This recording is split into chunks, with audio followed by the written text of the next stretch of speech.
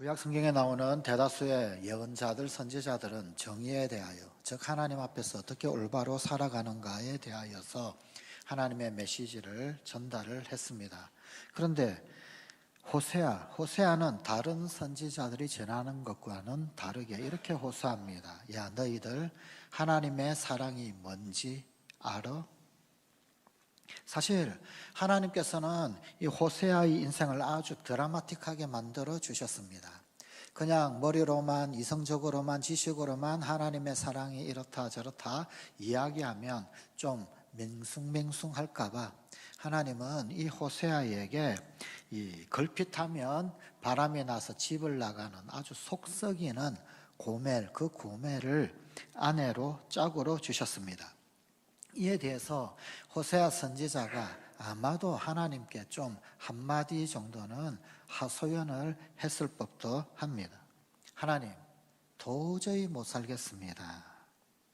그래도 제가 명색이 예언자고 선지자인데 하나님 말씀을 전해야 되는데, 그런데 마누라 하나 간수하고 살지도 못하는데, 그런데 어떻게 하나님의 예언을 말씀을 전한다 그러면 뭐 이거 안 되지 않겠습니까? 하지만 하나님은 그래도 살아라 그렇게 말씀해 주십니다. 이 하나님과 호세아 사이에 탄원을 하고 호소를 하고 하나님은 달래고 위로하는 이 내용이 아주 교차적으로 이 새삼스럽게 교차되어 있는 그런 모습들을 호세아서를 통해서 엿볼 수가 있습니다. 하나님, 또 집 나갔습니다. 기다려라. 하나님, 애를 낳는데 제가 저 아이가 아무래도 임신한 저 아이가 제 애가 아닌 것 같은데요. 네가 키워라. 하나님, 저 이제 더 이상 도저히 못 살겠습니다. 죽을 지경입니다. 야, 나는 더하다. 너희들이 맨날 나한테 하는 일이 꼭 그와 같은 짓이다. 걸핏하면 집 나가고 말이야. 내가 얼마나 속이 타는 줄 아니? 넌 지금 그 마음을 아주 조금만 맛보았을 뿐이야. 실제로 호세아는 이 고멜과의 사이에서 2명의 자식이 있었습니다. 그런데 그 자식들을 볼 때마다 참 기분이 묘했습니다. 저 아이가 날 닮았는지, 내 자식이 맞는 것인지 알 수가 없었기 때문입니다. 자, 이렇게 속을 끓이고 있는 이 호세아를 통하여서 하나님께서 호세아 6장 6절에서 이렇게 말씀하셨습니다. 나는 인애를 원하고 제사를 원하지 아니하며 번제보다 하나님을 아는 것을 원하노라. 인애를 원하시는 하나님 아는 것을 원하시는 분. 자, 인애가 무엇입니까? 히브리어로 헤세드라고 그럽니다. 끝까지 사랑하는 사랑, 충실하게 끝까지 하는 사랑.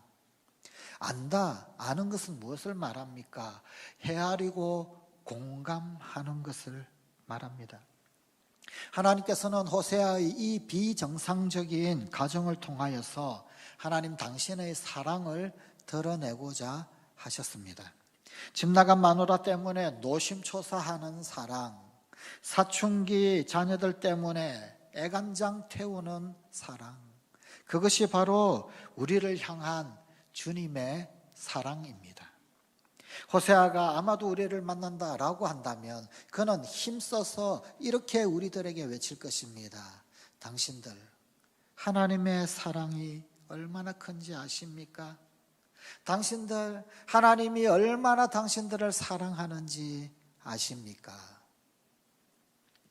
신약 성경에서 사랑의 사람이라고 친다면은 아마도 막달라 마리아를 빼놓고 이야기하기가 어렵지 않겠나 싶습니다. 원래 그녀는 7 귀신에 들렸었던 여인이었습니다. 그런데 예수님이 치유하여 주셨고 귀신을 내쫓아 고쳐주셨습니다. 누가복음 8장 2절입니다. 또한 악귀를 쫓아내심과 병고침을 받은 어떤 여자들, 곧 7 귀신이 나간 자 막달라인이라 하는 마리아와 예수님께 12명의 제자가 있었습니다. 그 당시에 이 12명의 제자단 말고도 그 바깥에 또 72인의 제자단이 더 있었습니다. 마치 동심원으로 치자면 안쪽에 12제자, 저 바깥원에 72인 제자단. 자, 그런데 그 중간에 이 12명의 제자단도 아니고 72인의 제자단도 아닌 일단의 여인들이 있었습니다. 자, 그 여인들 가운데 이 막달라 마리아가 속해 있었습니다. 자, 이 여인들은 이 12명의 제자들이 가는 곳에 반드시 따라다니던 그런 여인이었습니다. 심지어 72인의 제자단은 함께하지 않는 그곳에서도 이 12제자들을 따라 이 예수님 가신 그곳에 여인들, 이 일단의 여인들은 그곳에 함께 있었습니다. 그 여인들은 예수님께서 불치병들을 치유해 주신 사람들이었거나 아니면 마귀를 내쫓아 주신 그런 여인들이었습니다. 아마 당시에 멀쩡한 여자를 데리고 다니셨다라고 한다면은 어떤 스캔들이 일어나도 크게 일어났을 것입니다. 고소 사건이다, 유괴 혹은 납치 사건이다, 이러곤 난리가 났을런지도 모르겠습니다. 하지만 이들은 함께 데리고 다녀도 아무 탈이 없습니다. 왜?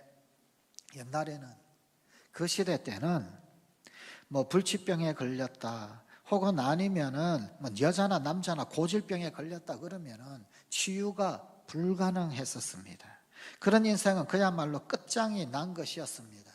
그리고 7 귀신에 들린 사람이라고 하는 것, 오늘날 우리가 점잖게 표현하고 말을 해서 그렇지 당시 사람들이 그렇게 불렀겠습니까?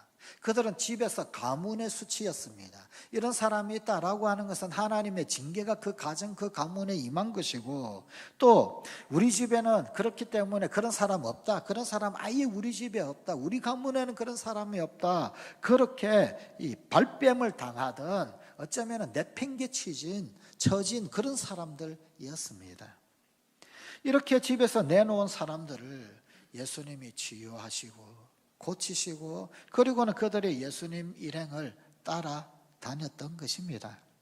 그러니 마리아 입장에서 본다라고 한다면 이 얼마나 감사한 일이겠습니까? 시체말로 미쳤다라고 하는 소리를 듣던 그 사람이 예수님의 제자단 그 일행 가운데 들어가 그 뒤쫓아 다닐 수 있게 되었으니 말입니다. 그래서 어떤 성경학자들은 이 여인들을 13번째 제자들이라고 그렇게 부르기도 합니다. 예수님께서 12제자는 남자로만 그렇게 뽑으셨습니다.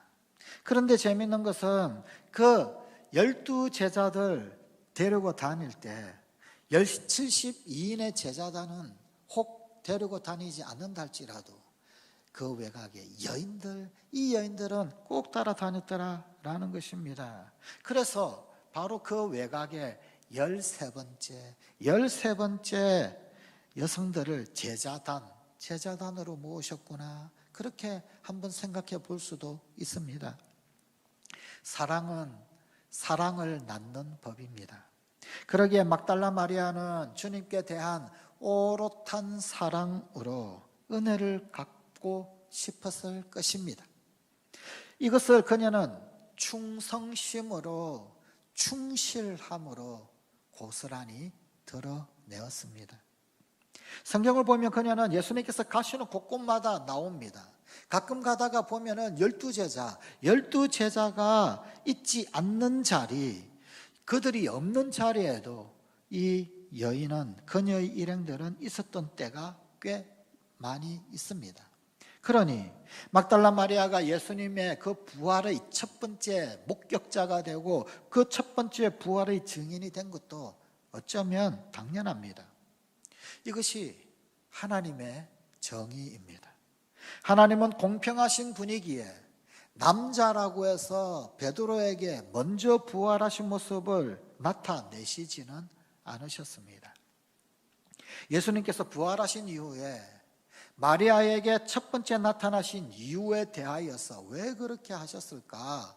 그에 대한 어떤 답을 하는 그런 글이 있습니다. 도대체 왜 그녀에게 나타나셨는가? 그대로 인용을 해드립니다. 의아심으로, 의구심으로, 혹은 아니면 약간의 질투심으로 왜 마리아에게 제일 먼저 나타나셨을까라고 하는 묻는 이들에게 이런 답을 합니다. 왜냐하면 내가 그곳에 있었기 때문이에요. 나는 언제나 그곳에 있었답니다. 예수님이 머리 둘 곳조차 없이 고생하며 돌아다니실 때 나는 그곳에 함께 있었지요. 예수님이 십자가에 달리실 때에도 나는 그곳에 있었어요. 요셉이 예수님 시신을 십자가에서 내리실 때에도 나는 그곳에 있었고요. 요셉이 예수님을 무덤에 안치할 때도 나는 그곳에 있었답니다. 안식일 다음 날 이른 새벽에도 나는 다른 여인들과 함께 빈 무덤 그곳에 가 있었지요. 물론 베드로와 요한이 황망 속에 다시 숙소로 돌아간 후에도 나는 그 무덤 밖 그곳에 여전히 울면서 서 있었답니다. 그러니 부활하신 주님이 최초로 나타나신 그곳에 나는 또 약속처럼 있어야 했던 것이지요. 까닭을 알고 싶으신가요? 왜냐하면 나에게는 그분이 전부였기 때문이에요. 내 사랑이 향할 때도 그분이었고, 내 관심이 쏠릴 때도 그분이었고, 내 시간이 바쳐질 때도 그분이었고, 마침내 내 전 재산 향유를 쏟을 때도 그분이었지요. 마른 하늘의 날벼락처럼 그분이 체포되었던 그 순간, 이어 철저한 실패자로 종을 친 그 비통의 순간, 끝내는 모든 꿈이 날아간 듯이 보였던 그 절망의 순간에도 여전히 그분은 나의 하늘이었답니다. 까닭을 알고 싶으신가요? 왜냐하면 그분은 내 일생의 유일한 의미였기 때문이에요. 만약 우리가 하나님이라면, 혹은 예수님이라면 부활하신 모습을 제일 먼저 누구에게 드러내고 누구에게 나타나 보여줄까요? 꽃밭 밤새면서 동이 틀 때까지 기다렸던 사람에게 나타날까요? 아니면 잠 쿨쿨 자던 사람, 그 사람 깨우면서 야 일어나 일어나 그러면서 깨울까요? 당연히 밤새 깨어있는 사람, 그 사람에게 나타날 것입니다. 마리아는 우리에게 희망을 줍니다. 오늘 우리가 예수님을 만나려면 바로 이렇게 하면 됩니다. 목마른 사슴처럼 간절하게 애타게 예수님을 찾고 그리고 기다리면 그분이 우리에게 다가오십니다. 이 시대에도, 오늘날에도 예수님은 항상 가장 절박하게 기다리는 사람에게 찾아오시고 다가오시고 드러내 보여주십니다. 우선적으로 가십니다. 최후의 만찬 때 예수님께서는 제자들의 발을 하나하나 씻어주셨던 때가 있었습니다. 야, 세숫대야 준비해, 양말 벗어, 발 좀 씻자. 너희들 발 내밀어 내가 너희들 발을 씻어야 되겠어. 왜 그랬을까요? 자, 그런데 이 와중에 베드로가 조금 돌출된 행동을 합니다. 주님, 안 됩니다. 저는 안 됩니다. 베드로는 약간 그렇게 특이한 구석이 있는 그런 제자였습니다. 주님 발 내놓으라 그러니까 다른 모든 제자들은 그냥 아무 생각 없이 양말 벗고 그리고는 예수님께 발을 내어 놓습니다. 어라, 이것들 봐라. 아무리 염치가 없어도 그렇지, 아무리 예수님이 발 내놓으라고 그런다고 그래도 어떻게 저렇게 아무 생각 없이 발 내어놓고 저렇게 있을 수 있냐. 우리가 예수님의 발을 씻겨드려야지. 지금 도대체 뭐 하는 것이냐. 이것은 예수님에 대한 베드로의 사랑이었습니다. 그런데 예수님은 시침이 뚝 떼고 베드로에게 계속해서 말씀을 하십니다. 야, 발 내밀어. 내가 너 씻어야 돼. 그래야 너랑 나랑 관계가 있어. 내가 너 씻지 않으면 안 친해져. 그러니 베드로가 한 번 더 생각합니다. 씻어야 친해지는 거야? 내 발을 씻어주셔야 더 친해지는 거라고? 그렇다면 아니 예수님 그러면 저는 머리도 감겨주시고 손도 씻어주시고 다 씻어주세요. 아예 목욕까지 시켜주세요.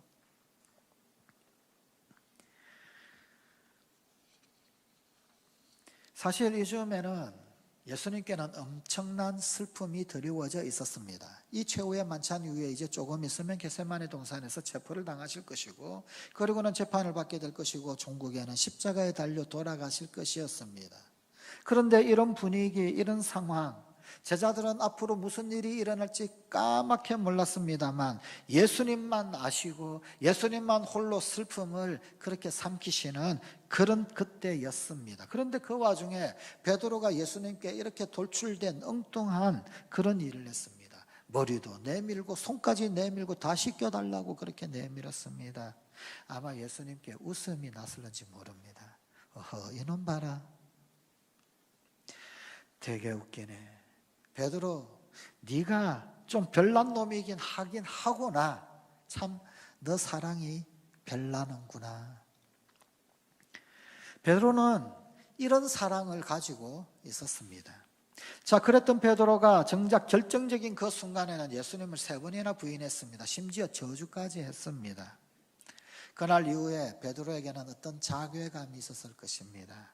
혹은 아니면은 무너져 내려버린 악몽을 꾼 듯한 의기소침의 나락 가운데 허덕였을 것입니다. 그런 베드로, 부활하신 주님께서 이 베드로에게 나타나셨습니다. 그리고는 물으셨습니다.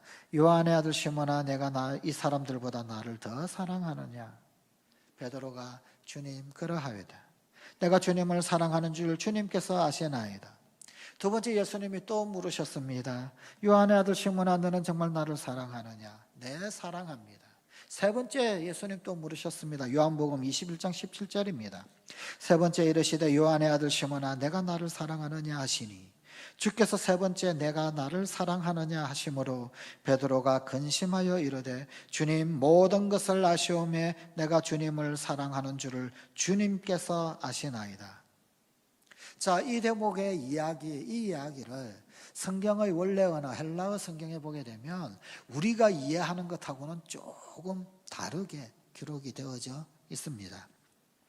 예수님께서 먼저 베드로에게 물어보십니다. 아가파오, 그렇게 물어보셨습니다. 신적인 사랑으로 나를 사랑하느냐? 그렇게 물으셨습니다. 거기에 대하여 베드로는 뭐라고 대답을 했느냐면 주님, 필레오 합니다. 의리로 사랑합니다.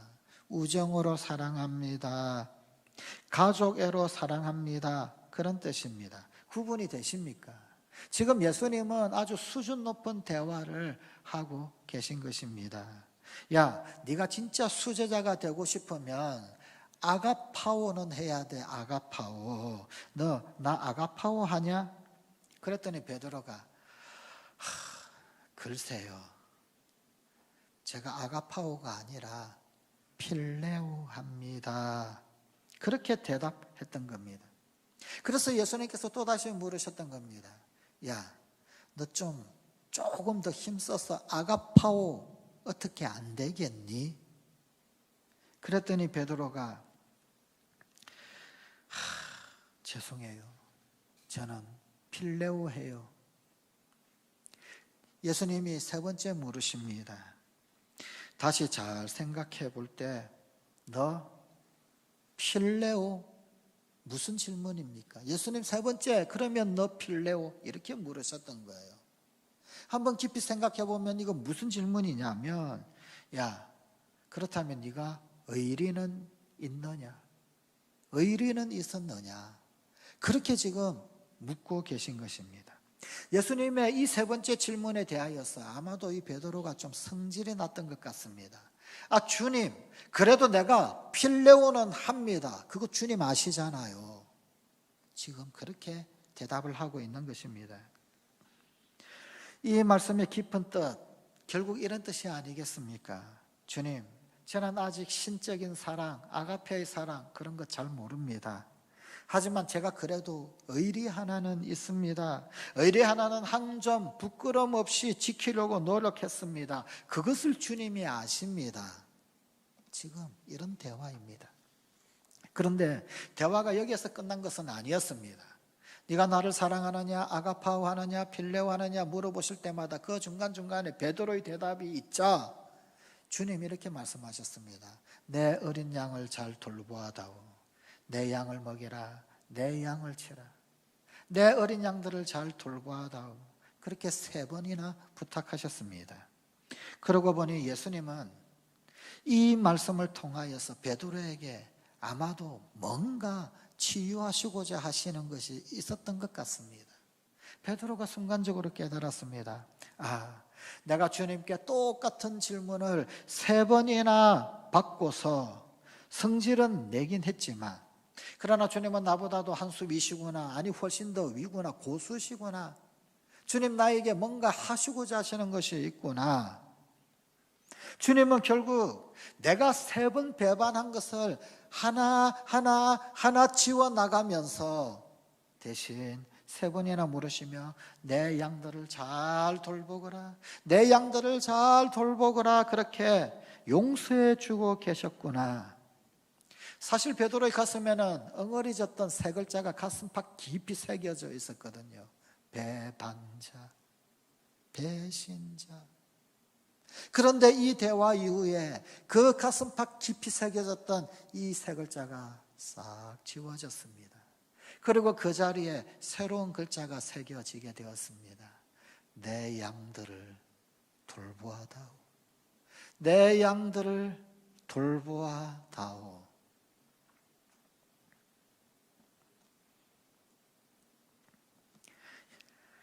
베드로의 사랑이 회복된 것이었습니다.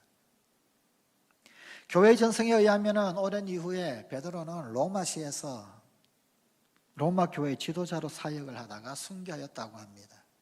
당시 로마 황제 네로가 로마시에 발생했던 대화재의 범인으로 기독교인들을 지목을 했습니다.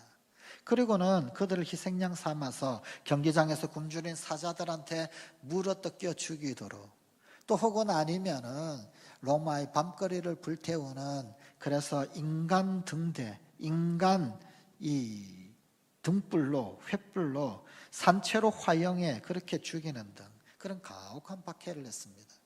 로마 교회의 신도들은 지도자 베드로를 지켜야 되겠다. 그래서 밤새 로마를 탈출하도록 그렇게 안내를 했습니다. 들녘을 걸어가는데 아침 해가 저 먼 동산에서 떠오를 때였었습니다. 태양의 황금빛이 대지에 하나하나 나타나기 시작하고 어둠은 저 멀리 물러가고 빛은 점점 더 드러나는 그때, 그 찬란한 황금빛을 보면서 이 베드로가 주님을 본 듯합니다. 그러면서 그가 그 빛 가운데서 하늘을 우러러보며 이렇게 말을 했습니다. 커바디스 도미네, 주여 어디로 가시나이까? 그때 하늘에서 그에게 음성이 들렸습니다. 나는 다시 로마로 간다. 네가 나의 어린 양을 버리면 내가 로마에 가서 다시 한번 십자가에 못 박히리라. 그런 음성이 들렸다는 것입니다. 그래서 베드로는 일어나 다시금 발길을 돌이켜서 로마로 들어갔습니다. 그리고 결국 베드로는 바티칸 언덕에서 십자가형을 당했습니다. 그때 내 주님 예수님이 십자가에 똑바로 달려 돌아가셨는데 내가 어떻게 십자가에 똑바로 달릴 수 있겠나? 그리고는 그는 십자가에 거꾸로 매달려 순교했습니다. 이것이 정확한 이야기는 아니지만 그러나 교회의 전승으로 내려오는 이야기입니다. 베드로는 그의 직분을 충실히 수행하고 나서 마지막에 주님 앞에 이렇게 이야기하지 않았을까요? 주님, 이제 아시겠죠? 내가 그래도 의리는 지킵니다. 내가 그래도 주님을 사랑하는 이 의리, 그것은 아시겠지요. 우리에게 감동을 주는 사랑을 행했던 또 한 명의 사도가 있었습니다. 바로 사도 바울이었습니다. 그는 이 서신 목회를 많이 했습니다. 성경에 서신서를 많이 기록했지요. 그 중에 갈라디아서 6장 11절입니다. 내 손으로 너희에게 이렇게 큰 글자로 쓴 것을 보라. 큰 글자로 썼다. 여기 이 큰 글자란 글씨체를 아주 크게 썼다라고 하는 말도 될 것입니다. 그런데 속뜻이 있습니다. 무슨 뜻일까요? 내가 큰 관심을 담아서, 내가 큰 사랑을 담아서 이렇게 또박또박 글을 적는다. 그것이 속뜻 아니겠습니까? 게다가 바울은 눈물이 참 많이 있었습니다. 아유 속상해. 그러면서 늘 신자들 때문에 울었습니다. 고린도전서 12장 26절입니다. 만일 한 지체가 고통을 받으면 모든 지체가 함께 고통을 받고 한 지체가 영광을 얻으면 모든 지체가 함께 즐거워하느니라. 고린도후서 11장 29절입니다. 누가 약하면 내가 약하지 아니하며 누가 실족하게 되면 내가 애타지 아니하더냐. 그 누가 약할 때 나도 함께 약해지더라. 그 누가 애타해야 하면 나도 함께 애타게 되더라. 그런 고백입니다. 이것이 사랑입니다. 같이 느끼는 것, 연민, 컴패션, 측은지심, 이런 것들을 느낄 줄 아는 것이 사랑입니다. 후에 바울은 자신이 왜 그렇게 행동했는가라고 하는 것을 단 하나의 문장으로 이렇게 종합 정리하여 고백했습니다. 고린도전서 4장 5절입니다. 예수를 위하여 우리가 너희의 종된 것을 전파함이라. 이렇게 약해지고 이렇게 낮아지고 이렇게 종된 것은 예수를 위하여 우리가 너희의 종된 것을 전파함이라. 그리스도 때문에, 그분을 사랑하기 때문에 종까지 되어서 시키는 대로 했던 것입니다. 사랑이 있는 사람은 자존심이 없습니다. 신앙생활 하면서 자꾸만 자존심 내세우는 사람은 아직 사랑이 없는 사람입니다. 주님께 대한 사랑으로, 복음에 대한 사랑으로 욕 좀 먹으면 어떻습니까? 바닥 좀 기면 어떻습니까? 사도 바울은 종이 되어서 진짜로 바닥으로 내려가지 않았습니까? 그것이 사랑입니다. 이사야서 49장 16절의 말씀입니다. 내가 너를 내 손바닥에 새겼고 너의 성벽이 항상 내 앞에 있나니. 하나님이 우리들에게 주시는 말씀입니다. 내가 너를 손바닥에 새겼다. 우리를 향하여서 하나님의 손바닥에 새겼다. 그렇게 말씀하십니다. 사실 이 말씀에는 유대인 여자들의 관습적 배경이 좀 있습니다. 유대인 어머니의 손바닥 사랑이라는 배경이 있습니다. 원래 유대인들은 다른 민족에 비하여서 문병률이 아주 상당히 낮습니다. 아주 어렸을 때부터 토라의 말씀, 하나님의 말씀을 읽고 듣고 쓰고 암송하고 그러다 보니 자연적으로 문명률이 낮을 수밖에 없었습니다. 그를 깨우친 사람이 많았습니다. 하지만 그런 유대인이라 한다 할지라도 여자들의 문명률은 상당하였습니다. 여자들은 바깥에 나가서 배운다든지 혹은 아니면 직업을 갖는다든지 하는 그런 기회가 거의 주어지지 않았기 때문입니다. 자, 이렇듯이 글자를 잘 모르는, 글자를 읽거나 쓰지 못하는 여인들, 그들이 멀리 떨어져 지내는 아들 혹은 아니면 종종 일어나는 싸움 전쟁 가운데서 집을 멀리 떠나가 있는 그 아들에 대한 애틋한 심정을 달래는 방법으로 무엇이 있었겠습니까? 그것이 바로 문신이었습니다. 문신이야 우리나라도 사만시대 때부터 있었다라고 하는 기록이 있습니다. 또 동양에 익숙한 그런 어떤 문신 문화입니다. 하지만 유대인 여인들의 문신은 조금 다른 의미가 있습니다. 문신을 새기는 사람을 찾아갑니다. 아들을 그리워하는 그 어머니가 문신 새기는 사람에게 가서 아들을 늘 기억할 수 있는 그 어떤 문양, 그 문양을 이 손바닥에다가 새겨달라고 부탁을 합니다.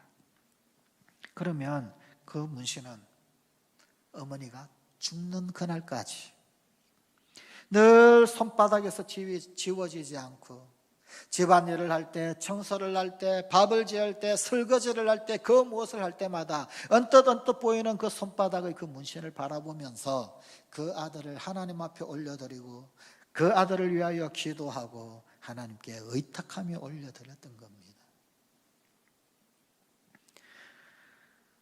그러나 하나님은 오늘 우리에게 주신 하나님의 말씀 가운데서 이사야 49장 15절에서 이렇게 말씀하십니다. 여인이 어찌 그 젖먹는 자식을 잊겠으며 자기 태에서 난 아들을 긍휼히 여기지 않겠느냐. 그들은 혹시 잊을지라도 나는 너를 잊지 아니할 것이라. 혹시 그런 어머니라도 혹 잊는다 할지라도 나는 결코 너희를 잊지 아니한다. 내가 그렇게 너희를 손바닥에 새기고 새겨 놓았어. 사랑하는 성관가족 여러분, 우리는 그렇게 하나님의 손바닥에 새겨진 존재들입니다. 그래서 우리는 하나님의 사랑으로 사는 자들입니다.